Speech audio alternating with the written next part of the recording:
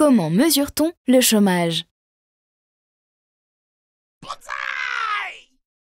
En France, deux institutions mesurent le chômage, l'INSEE et le Pôle emploi. L'INSEE réalise une enquête trimestrielle auprès de 108 000 personnes de 15 ans ou plus, réparties dans 57 000 ménages. D'après l'enquête du troisième trimestre 2012, environ 40 millions de personnes sont en âge de travailler, elles ont entre 15 et 64 ans. 28,4 millions travaillent, ne serait-ce qu'une heure, au cours d'une semaine de référence, ou sont au chômage. C'est la population active. Pour mesurer le chômage, l'INSEE applique les critères du BIT, Bureau international du travail. Ces critères sont communs à tous les pays et permettent ainsi d'effectuer des comparaisons entre pays.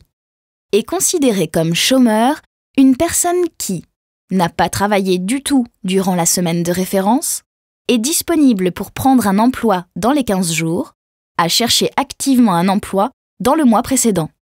En France métropolitaine, 2,8 millions de personnes sont considérées comme chômeuses au sens de l'INSEE, soit 9,9% de la population active. Cependant, ce chiffre ne comprend pas les personnes qui sont à temps partiel et qui souhaiteraient augmenter leur nombre d'heures.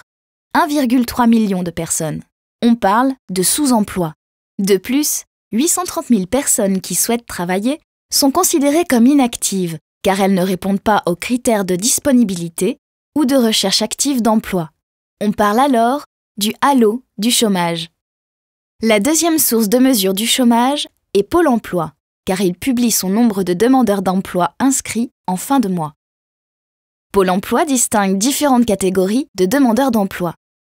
Les personnes sans emploi durant le mois de référence et qui recherchent un emploi, soit 3,1 millions de personnes en novembre 2012. Il ne prend pas en compte le critère de disponibilité sous les 15 jours. Les temps partiels de courte durée, moins de 78 heures, en recherche d'emploi. Et les temps partiels de longue durée, plus de 78 heures, en recherche d'emploi. Si l'on additionne ces trois catégories, on dénombre environ 4,5 millions de demandeurs d'emploi. Cependant, Pôle emploi n'est pas en mesure de calculer un taux de chômage car il n'a pas accès aux données relatives à la population active.